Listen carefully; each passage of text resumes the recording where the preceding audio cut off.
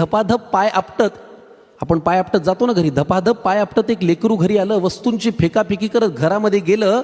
तिन्ही सांजेची वेळ, रात्र झाली नव्हती. आई अशीच देवासमोर दिवा लावित होती. जगासमोर जे चालत नव्हतं ते घरामध्ये मात्र चाललं. बाहेर जे बोलता येत नव्हतं ते लेकरू आईसमोर बोललं.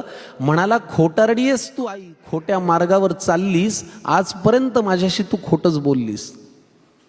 म्हणाला, खोटारडी आहेस तू आई, खोट्या मार्गावर चाललीस, आजपर्यंत माझ्याशी तू खोटंच बोललीस.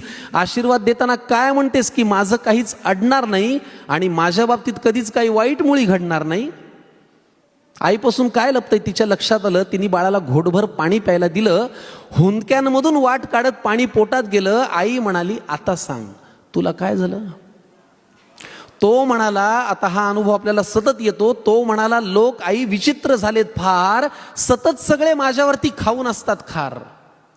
तो म्हणाला, लोक आई विचित्र झालेत फार, सतत सगळे माझ्यावरती खाऊन असतात खार. त्यांच्या त्या अशांत अस्वस्थ नजरा मला कळतात, जाणवतं मला माझ्यावरती ते खूप खूप जळतात.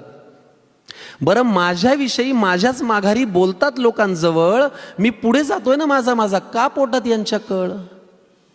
बरं, वाईट याचं वाटतं की या वाईट लोकांचा एक संघ झालाय आणि मी वाईट वागत नसून त्यांनी मलाच बाजूला केलाय. आई म्हणाली, बाळा तुला माझा प्रश्नच नाही कळला. मी तुला काय झालं म्हणाले, तू त्यांचा त्रास सांगितला.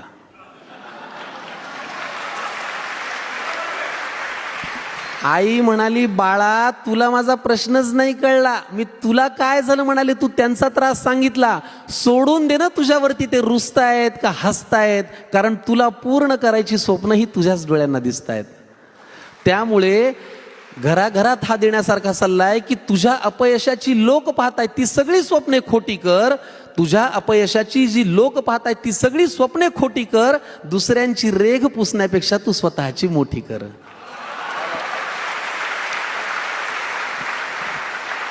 आणि हे केलंस ना तर तुझं कधीच काही अडणार नाही. आणि आई आजही तेच म्हणेल, माझ्या बाळाचं वाईट काही घडणार नाही. आईच्या तोंडी देवाचा साक्षात्कार घडला, आईच्या तोंडी देवाचा साक्षात्कार घडला आणि तिने लावलेल्या दिव्याचा लख प्रकाश पडला.